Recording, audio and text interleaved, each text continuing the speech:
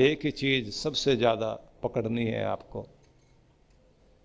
प्रेम बढ़े, सौहार्द बढ़े। क्या करेंगे इसके लिए? हम तो बहुत प्रेम रखते हैं, हम तो बहुत दूसरों का ध्यान रखते हैं, लेकिन दूसरे तो बिल्कुल ही हमारा ध्यान ही नहीं रखते हैं, हमको समझते ही नहीं है, हमारे साथ व्यवहार भी कैसा करते हैं, तो चले कैसे? मैं निवेदन करना चाहता हूं, एक प्रेम वाला व्यक्ति उस कुएं की तरह होता है जो बंजर जमीन में मीठे पानी का कुआं पूरी जमीन को हरा भरा कर देता है। एक प्रेम वाली महिला अपने पूरे घर को बांधे रखती है और पूरे घर को अपने ऊपर टिकाए रखती है। जिस दिन वो नहीं रहती पूरा घर हिल जाता है। एक व्यक्ति प्रेम वाला कहीं बैठा है, वो सबको बांधे रखता है, उसके कारण रिश्ते बंधे हुए हैं, उसके कारण पूरा परिवार बंधा हुआ है। और अगर वो प्रेम वाला हिल जाता है तो पूरा परिवार हिलता है, संस्थान हिल जाता है। तो समझ लीजिए कि प्रेम वाले व्यक्ति की कोई कीमत पहले समझे ना समझे, लेकिन बाद तक उसका असर रहता जरूर है। प्रेम वाला व्यक्ति जहां बैठा है वो अपने आनंद में रहेगा जरूर। इसलिए आपको अपने प्रेम से पृथक नहीं होना चाहिए। ये घृणा लेकर के आप कैसे जी पाओगे? तो क्या करना चाहिए हमें? मेरा यह निवेदन है सभी के प्रति, प्रेमपूर्ण हृदय बना लेना, खुद से प्रेम करना सीखिए, प्रकृति से प्रेम करना सीखिए, अपने परमात्मा को प्रेम करना सीखिए। कैसे करेंगे? खुद से प्रेम करने का मतलब यह है कि आप सबसे पहले अपने साथ ज्यादती करने से बचें। अगर आप अपने से प्यार करते हैं तो एक बात ध्यान रखिए कि अपने शरीर को स्वस्थ रखने के लिए आपके सामने स्वाद वाली चीजें हो और दूसरी बेस्वाद लेकिन स्वास्थ्य वाली चीजें हो, तो आप किसको चुनेंगे? उसी को चुनेंगे जो सेहत दे। जानवर तो कम से कम इस बात को समझता है, वो स्वाद के चक्कर में नहीं पड़ता इतना। वो सबसे पहले इस बात को देखता है। हाँ, आदमी की संगत में जानवर पड़ जाए तो बात अलग है, क्योंकि आदमी अपने जैसा दूसरे को बना लेता है। क्या खाना चाहिए, क्या नहीं खाना चाहिए, सेहत के लिए क्या जरूरी है और क्या गैर जरूरी है।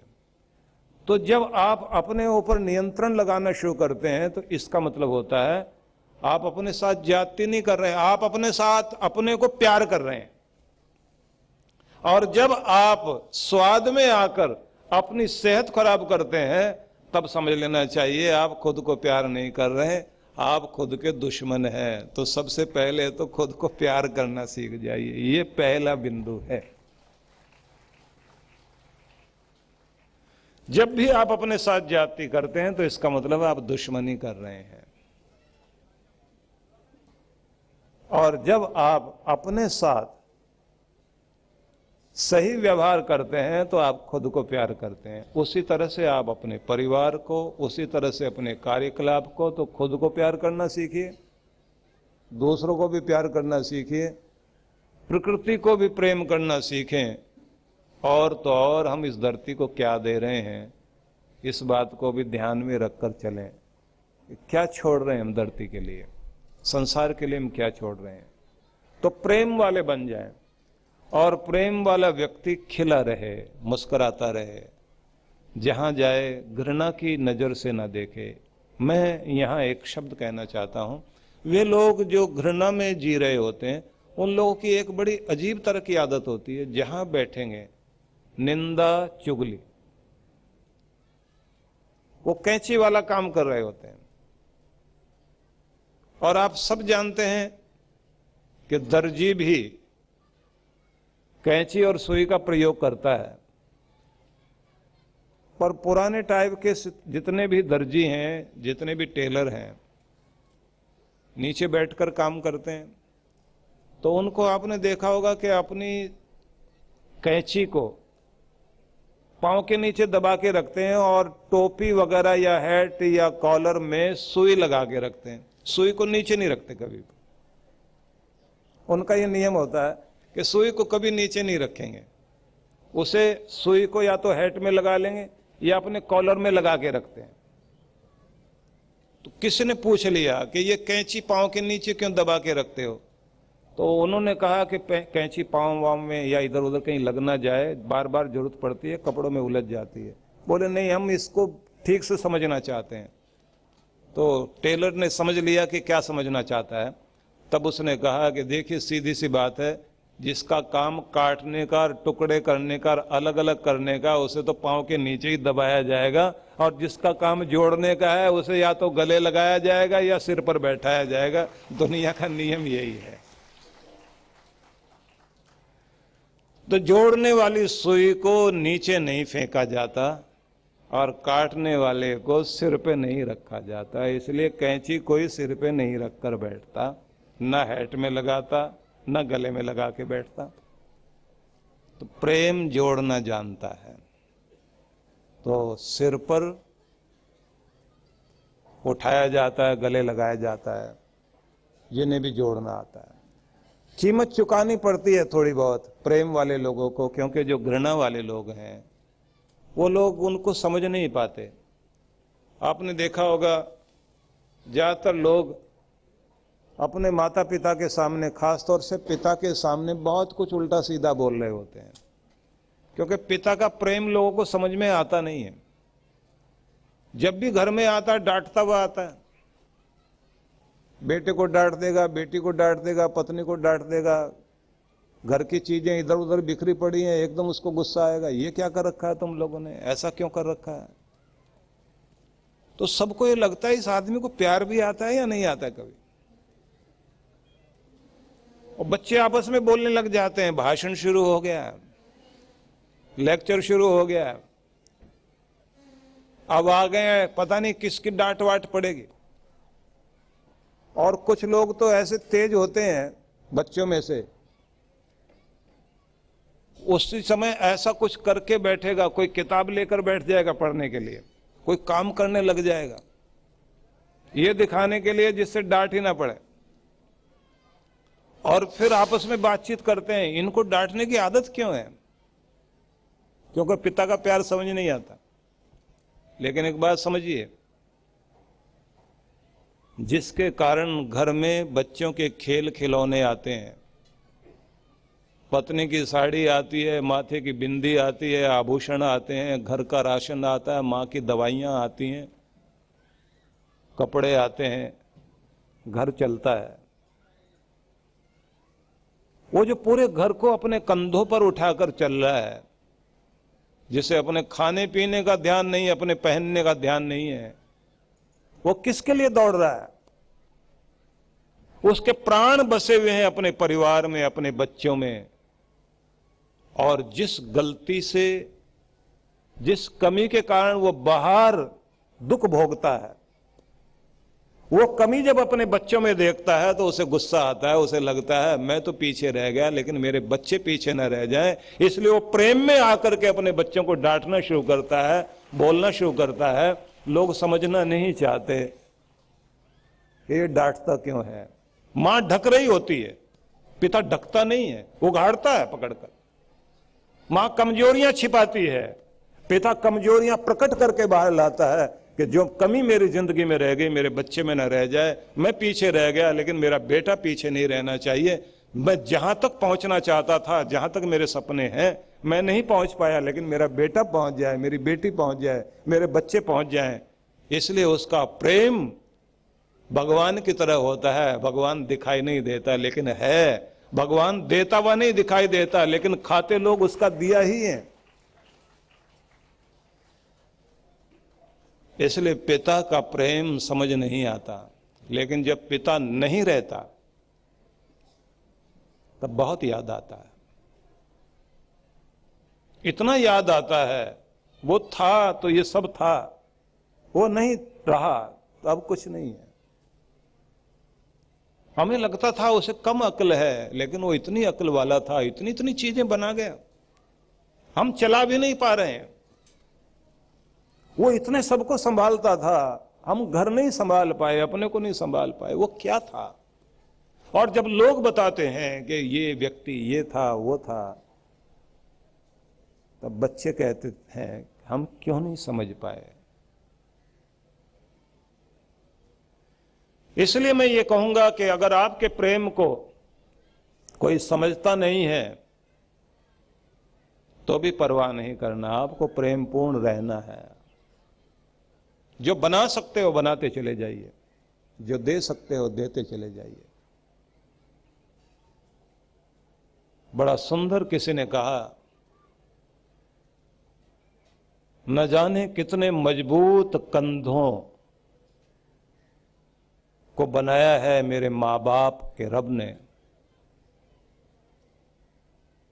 कि मेरी हर ख्वाहिश को उठाते हुए उन्होंने कभी उफ तक नहीं की। मेरी हर ख्वाहिश को उठाते हुए उन्होंने कभी उफ तक नहीं की। कितने मजबूत कंधे होते हैं मां बाप के। और कितना अजीब लगता है उस पिता को जिस पिता की पॉकेट में 2000 रुपए हैं और बच्चा 5000 रुपए की चीज मार्केट में मांग बैठे और शोर मचाना शुरू करे, और पिता उसे कहे बेटा आज नहीं कल लाके दूंगा। और कहां से कैसे वो पूरा करता है। मेरे पिता ने अगर मेरे लिए नहीं किया तो मैं तो कम से कम अपने बच्चों के लिए करूं। मेरा निवेदन इतना ही है, अच्छा हो कि दोनों तरफ से दोनों एक दूसरे को समझें। अगर फिर भी कोई नहीं समझे तो प्रेम वाले लोगों को अपना प्रेम बांटते रहना चाहिए, अपने प्रेम से ही जीना चाहिए। वो प्रभाव जो आप चाहते हैं कि दुनिया में रहे, घृणा ने कभी प्रभाव नहीं जमाया।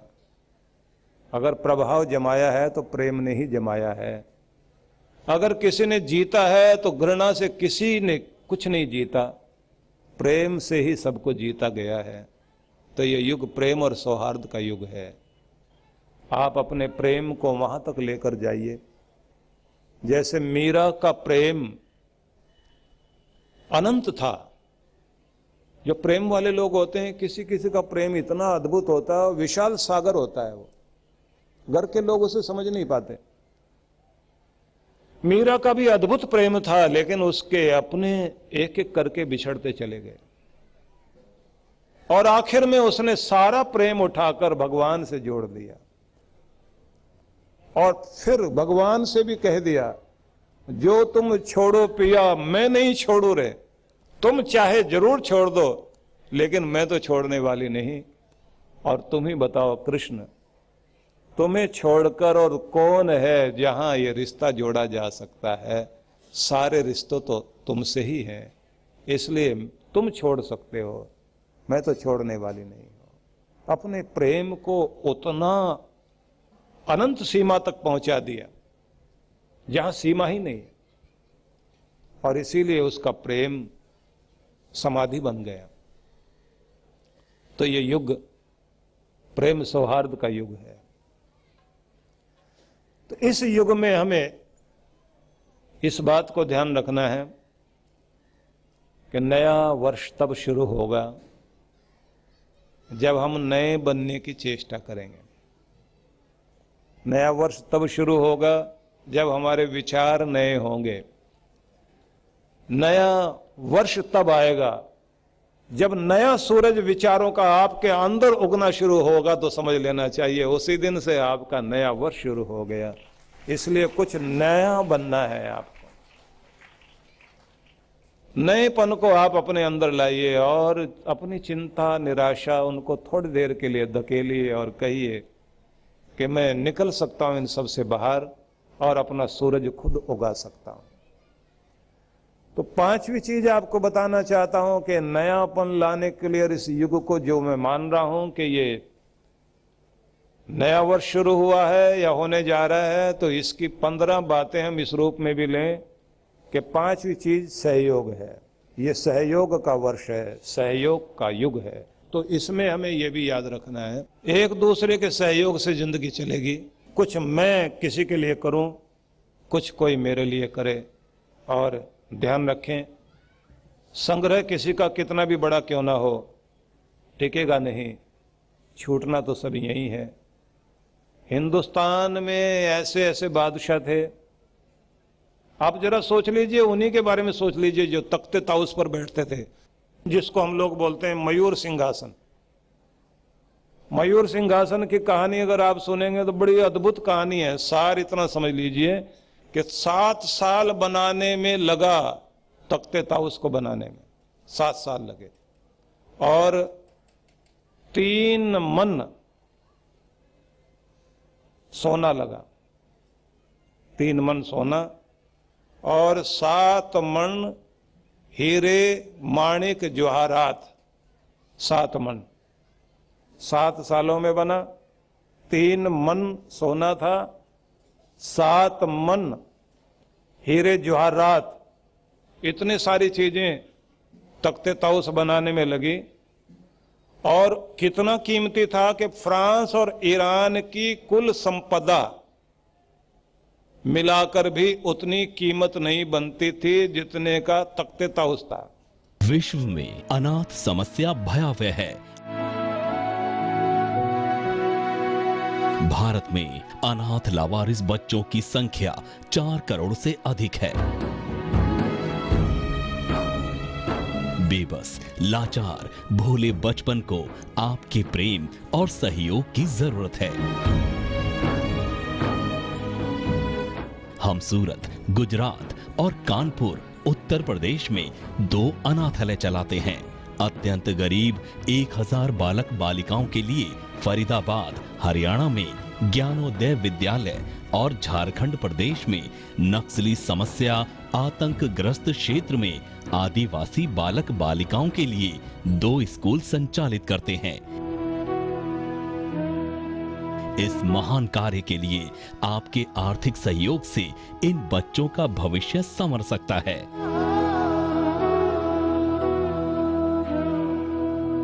यदि आप विश्व जागृति मिशन की इन बाल विकास योजनाओं से जुड़ना चाहते हैं तो संपर्क करें।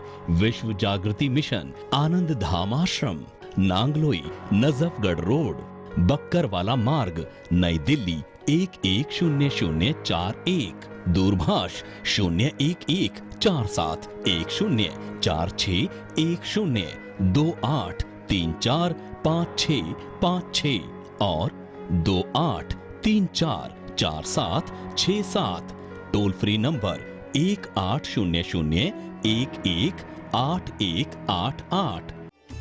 जीवन संचेतना लाखों पाठकों की बुद्धि को सच्चेतना से और हृदय को सद्भावना से परिपूर्ण करने वाली मासिक पत्रिका जीवन संचेतना। ये देववाणी है परम पूज्य श्री सुधांशु जी महाराज के उपदेशों को पढ़ने एकमात्र समान उपयोगी मासिक पत्रिका जीवन संचेतना। सदस्यता शुल्क भारत में,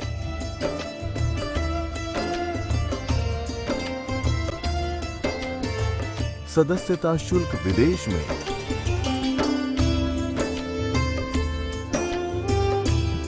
यदि आप जीवन संचेतना की सदस्यता प्राप्त करना चाहते हैं तो इस पते पर संपर्क करें। विश्व जागृति मिशन, आनंद धाम आश्रम, नांगलोई, नजफगढ़ रोड, बक्करवाला मार्ग, नई दिल्ली